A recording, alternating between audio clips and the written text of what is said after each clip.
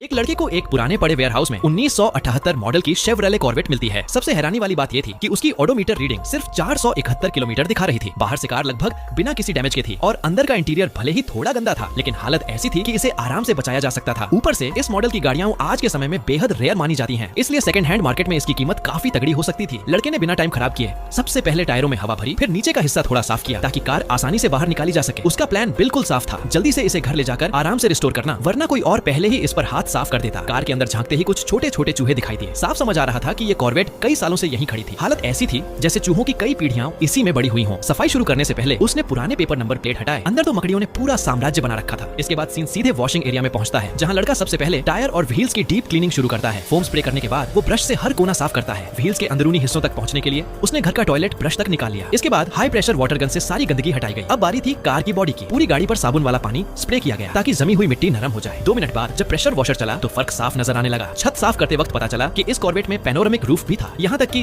Fuel cap के अंदर तक फोम और सॉफ्ट ब्रश से डिटेल क्लीनिंग की गई। फिर इंजन बे की सफाई शुरू हुई। एयर फिल्टर खोला गया और हैरानी की बात यह थी कि अंदर से वो काफी साफ था, फिर भी वैक्यूम और कपड़े से उसे अच्छी तरह साफ किया गया। इंजन धोने से पहले थ्रॉटल बॉडी पर प्लास्टिक कवर लगाया गया ताकि पानी अंदर जाकर इंजन को नुकसान न पहुंचाए। फोम डालने के बाद सॉफ्ट ब्रश से पूरा इंजन बेस साफ किया गया और बाद में एयर गन से हर कोने का पानी सुखाया गया ताकि लंबे समय तक खड़े रहने से लोहे के पार्ट्स में जंग न लगे। इसके बाद फिर से एक्सटीरियर पर काम शुरू हुआ। इस बार लड़के ने मोटी लेयर वाला प्रीमियम फोम इस्तेमाल किया। लोगो और छोटे हिस्सों को सॉफ्ट ब्रश से साफ किया गया, जबकि बड़ी सतहों को माइक्रोफाइबर मिट से धीरे धीरे साफ किया गया। तीसरी बार भी कार की वॉशिंग हुई, लेकिन इस बार पतला फोम इस्तेमाल किया गया। शायद अब क्लीनिंग प्रोडक्ट्स बचाने की कोशिश चल रही थी। अब बारी थी इंटीरियर की। अंदर पूरा सिल्वर थीम दिखाई देता है, जो काफी यूनिक लग रहा था। सबसे चौंकाने वाली बात यह थी कि ड्राइवर सीट पर लगा फैक्ट्री प्लास्टिक कवर अभी तक मौजूद था। सिर्फ 471 किलोमीटर की रनिंग देखकर लग रहा था जैसे ये कार कभी सही मायनों में रोड पर चली ही नहीं। सेंटर कंसोल पर लगे बैज से पता चला कि ये कॉर्वेट की 25th एनिवर्सरी लिमिटेड एडिशन थी। इससे इसकी वैल्यू और भी ज्यादा बढ़ गई। इस कार में एक और अजीब चीज थी, फ्रंट ग्लव बॉक्स स्टोरेज के लिए नहीं बना था। पीछे की सीटों के पास 3 स्टोरेज कंपार्टमेंट थे। लड़के ने मास्क पहनकर उन्हें खोलना शुरू किया। पहला कंपार्टमेंट पुरानी बैटरी के लिए था, जहां अब सिर्फ चूहों का कचरा पड़ा था। दूसरा खाली निकला, जबकि तीसरा तो जैसे पूरा चूहों का घर बन चुका था। इसके बाद असली डीप क्लीनिंग शुरू हुई। वैक्यूम से सारे काले कचरे और धूल को हटाया गया। डोर पैनल्स को स्पंज से धीरे धीरे साफ किया गया। स्टीयरिंग व्हील पर फोम लगाकर छोटे ब्रश से सफाई की गई। कारपेट की हालत काफी खराब थी, इसलिए उसने मशीन पर कपड़ा लगाकर